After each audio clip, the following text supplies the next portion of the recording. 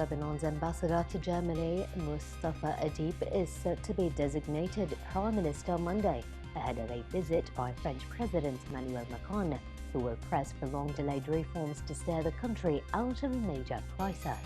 Former Prime Minister Najib Mikati was the first MP to formally nominate Adib in consultations at the presidential palace. President Michel Aoun is required to designate the candidate with greatest support among MPs. Shortly after the announcement, the Future Movement, the Free Patriotic Movement, Hezbollah and Amal all endorsed Adib. According to a statement of the Ministry of Foreign Affairs, the second review meeting of Afghanistan and Pakistan Action Plan for Peace and Solidarity will be held in Kabul on Monday. It said that Foreign Secretary Suhail Mahmood will lead the Pakistan delegation comprising senior officials. The Afghan side will be led by Deputy Foreign Minister Mirwais Nab.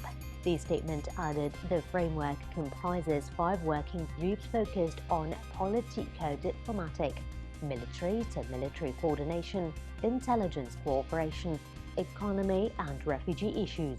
The first review meeting was held in Islamabad on June 10th of 2019.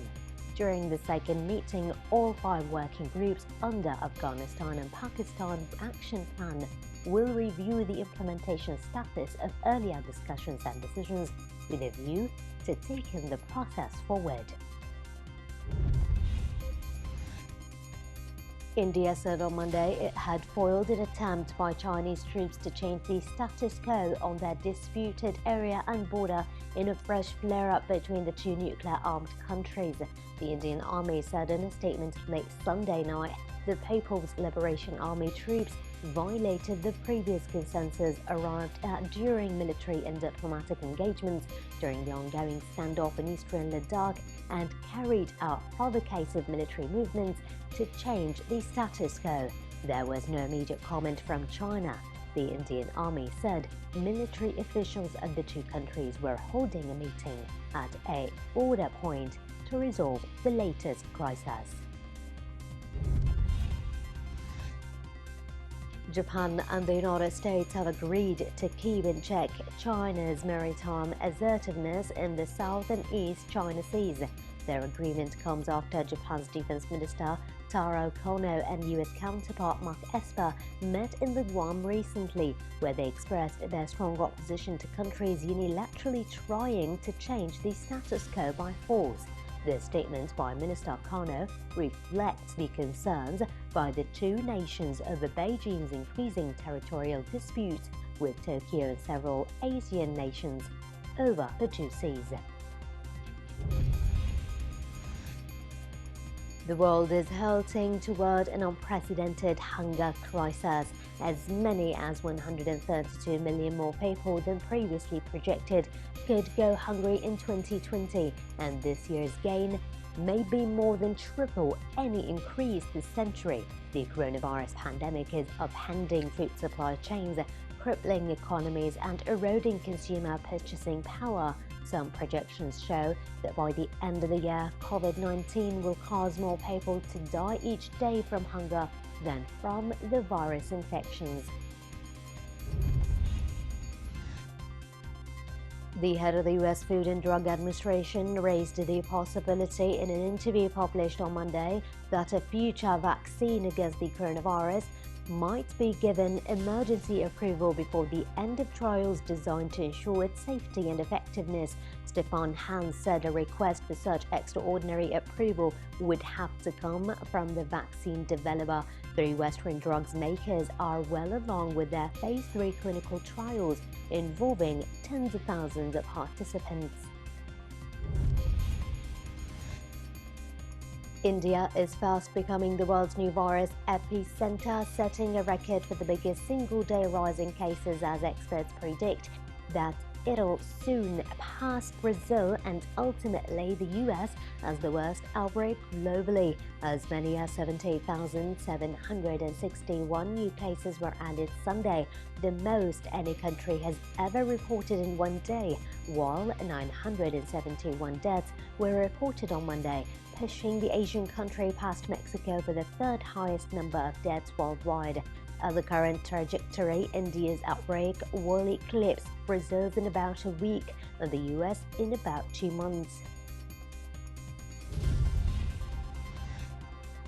Private tuition centers shut for the first time and traffic was lighter in South Korea's capital on Monday, the first working day of tighter social distancing rules designed to halt a second wave of COVID-19 outbreaks.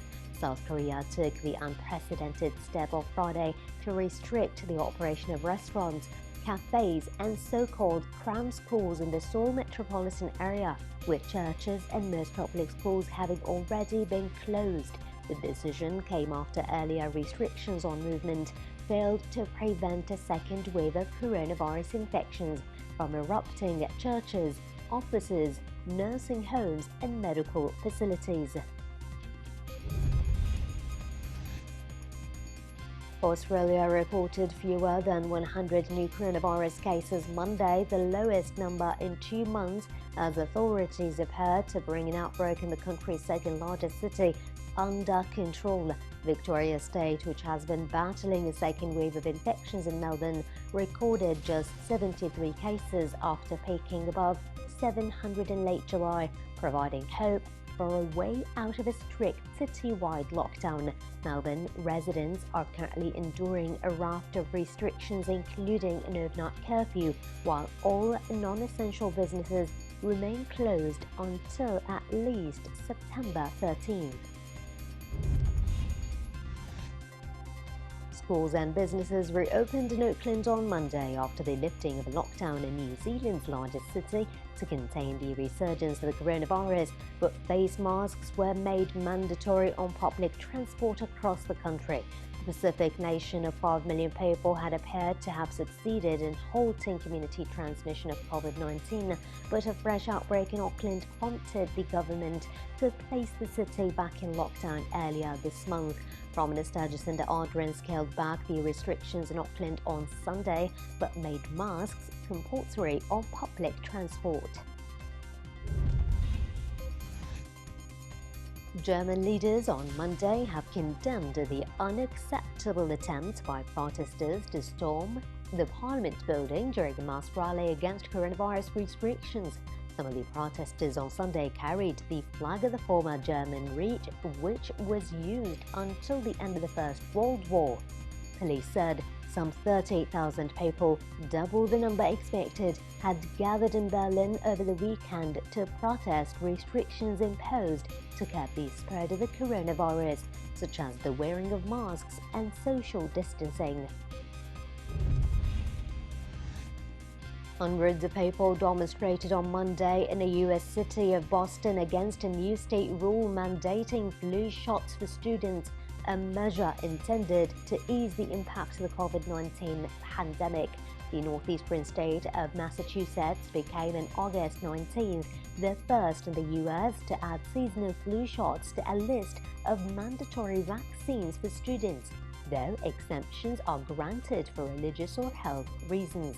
Around 70% of the state's school districts plan to bring students back at least partially in the fall, months after classrooms were shuttered due to the pandemic.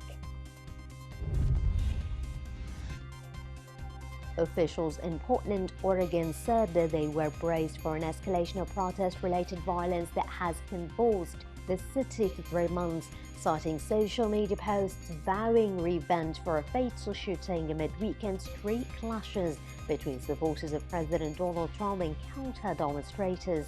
Mayor Ted Wheeler told a news conference investigators were still working to establish the sequence of events leading to the fatal shooting late Saturday in downtown Portland, and they provided few new details about the investigation. Authorities have not identified the shooting victim, but media outlets reported the man gunned down was wearing a hat with the insignia of the right-wing group Patriot Prayer.